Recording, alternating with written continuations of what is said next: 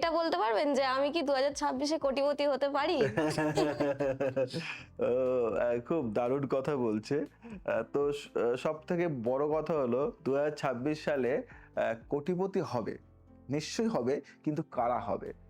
জন্মকুণ্ডলী আলাদা বিষয়, তবু সামগ্রিকভাবে 2026 সালে যেসব রাশির উপর বৃহৎ অর্থযোগ দেখা যাচ্ছে, বৃহৎ মানে দেখবে যে এই রাশিগুলি তোমার উপর কি আছে বা এই রাশিকে তুমি পড়ো।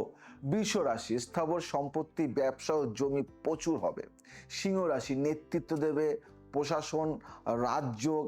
আর বৃশ্চিক রাশি গোপন উৎস আসবে, মানে কোথা থেকে যে মানে আসবে টাকা ধারণার বাইরে। তো ইনভেস্টমেন্ট করলে দারুণ বড় বড় লাভ দিতে পারবে, জাম্প করতে পারবে একটা থেকে অন্য জায়গায়। আর মকর দীর্ঘ পরিশ্রমের পুরস্কার থাকবে।